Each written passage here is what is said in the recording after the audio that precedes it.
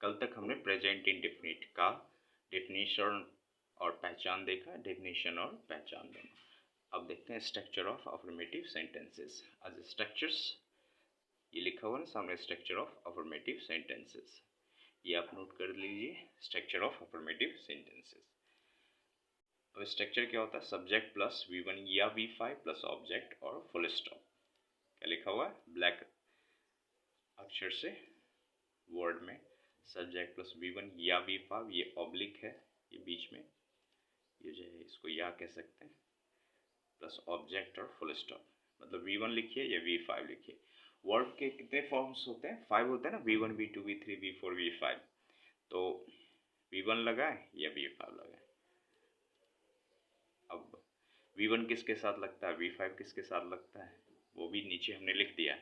देखिए, यदि सब्जेक्ट ही रहे, शी रहे, नेम रहे या इट रहे, तो इस सब के साथ क्या लगेगा? V5 का यूज होता है, हमने लिख दिया है। He comma she comma it comma name के साथ V5 का यूज होता है। V5 किसको कहते हैं? V1 में ही S या ES लगा दिया जाता है। जैसे जियो गो है ना, उसको V5 में बदलना है तो ES जोड़ दीजिए, गोज। WRITE राइट है लिखना, तो उसमें S लगा दीजिए, तो हो गया V5, है ना। और V1 कहाँ पे लगता है वो भी देख लें। U, V, दे, I के साथ V1 का यूज होता है, लिखा हुआ आप लिख लें। यदि सब्जेक्ट क्या हो, यू, वी, दे, आई, तो क्या लगता है? के साथ V1 का यूज होता है। ठीक है, यहाँ पे है ना V1 कब लगेगा, V5, ये हमने नीचे एक्सप्लेन कर दिया है। अब आगे देख लेते हैं एग्जाम्पल्स। इस फॉर्मूला पे एग्जाम्पल्स कैसे बनाएं, तो देखिए पहला सेंटेंस क्या है? मैं आम खाता हूँ, ये सेंटेंस है। इसमें सब्जेक्ट क्या है? मैं। सब्जेक्ट कैसे पहचानते हैं? तो काम करने वाले को सब्जेक्ट कहते हैं। खाना क्या हो गया? काम, तो खाना हो गया वर्ब। और काम का असर जिस पे पड़ता है उसको क्या बोलते हैं? ऑब्जेक्ट। तो इसमें मैं हो गया सब्जेक्ट, खाना हो गया वर्ब और आम हो गया ऑब्जेक्ट। तो ये जो फॉर्मूला लिखा हुआ है उस पे इसको बिठाते हैं। कैसे बिठाएंगे? तो पहले एस लिखना है, एस का मतलब सब्जेक्ट, मैं लिखा हुआ मैं, तो मैं का इंग्लिश क्या होता है? आई ना, आई लिख लीजिए, सब्जेक्ट दे दिया। अब क्या लिखना है? देखिए सब्जेक्ट दे दिया, अब V1 या V5, तो आई के साथ क्या लगेगा? V1 की V5। ऑप्शन है V1 लिखिए या V5, वर्ब का फर्स्ट फॉर्म लिखिए या वर्ब का फिफ्थ फॉर्म लिखिए। देखिए आई के साथ V1 का यूज होता है, ऊपर बता दिया गया है। वर्ब तो इसका है खाना, है ना। खाने का इंग्लिश इट होता है ना, इट का इंग्लिश तो इट ही, V1 का V1 इट ही होगा ना, EAT। अब क्या ऑब्जेक्ट लिखना है? यहाँ लिखा हो ना ऑब्जेक्ट लिखिए, ओ का मतलब ऑब्जेक्ट। तो इस सेंटेंस में ऑब्जेक्ट क्या है? आम है ना। आम को इंग्लिश में क्या कहते हैं? मैंगो। ए मैंगो, AMANGO, और उस पर फुल स्टॉप। इसी तरह दूसरा भी बना लीजिए। दूसरा क्या है? तुम स्कूल जाते हो, तो तुम क्या हो गया? Subject, YOU। उसके बाद वर्ब लिखना है, यू के साथ तो V1 लगेगा, तो गो जब भी हो तो अपने मन से टू जोड़ देंगे। ठीक है, गो जब भी लिखना हो तो टू जोड़ देंगे, तो you go to school.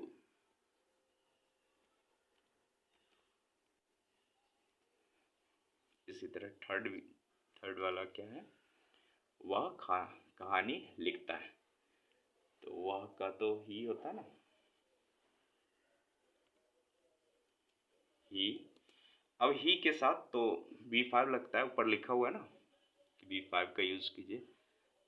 He, C, it, name वगैरह हो तो V5 का यूज।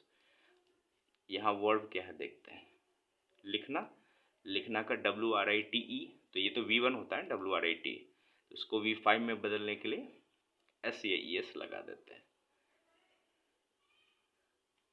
क्या लगा देते हैं SEIS, तो ही WRITE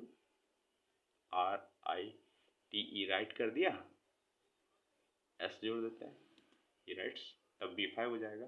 कहानी का इंग्लिश ए स्टोरी होता है, ASTORY और फुल स्टॉप।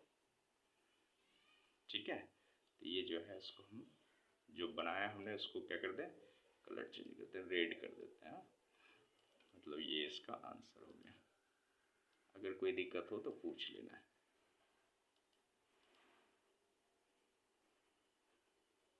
अब इसी तरह स्ट्रक्चर ऑफ नेगेटिव सेंटेंस आगे देखते हैं।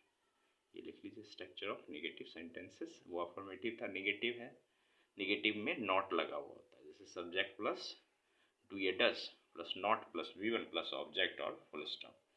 अब डू या डज यहाँ ऑप्शन है, तो डू किसके साथ और डज किसके साथ, तो यहाँ पे लिखा हुआ he comma she comma name comma it के साथ डज का यूज होता है। ठीक है, और मतलब या अब डू का यूज कहाँ होता है, तो यू वी दे, यहाँ लिखा हुआ you comma we comma they comma I, ये सब सब्जेक्ट हो तो के साथ डू का यूज होता है।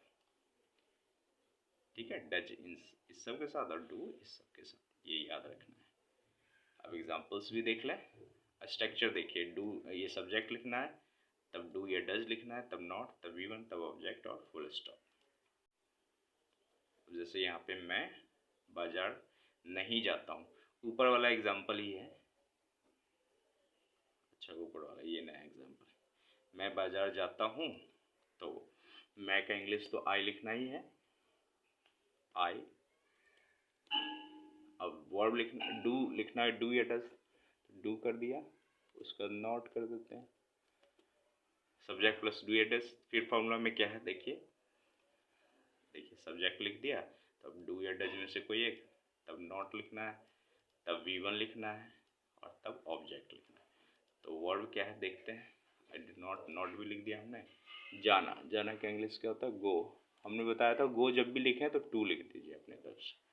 अब बाजार का इंग्लिश क्या होता है, मार्केट ना, और फुल स्टॉप। अब नेक्स्ट कौन सा सेंटेंस है, तुम किताब नहीं पढ़ते हो, तो पहले तो सब्जेक्ट यू लिख देते हैं,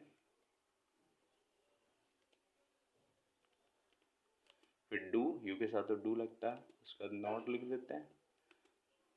तुम क्या है, तुम किताब नहीं पढ़ते हो, इसका वर्ब है पढ़ना, पढ़ने का इंग्लिश क्या होता है, रीड होता है ना, READ। किताब का इंग्लिश क्या होता है, बुक, तो ए बुक।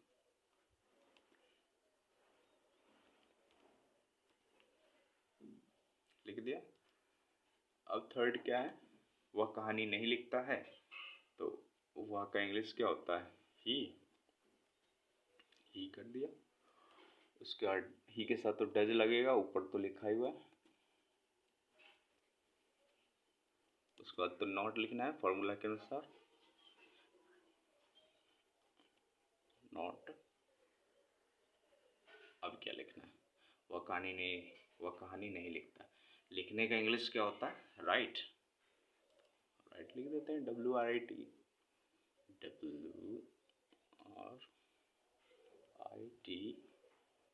कर देते हैं और फुल स्टॉप।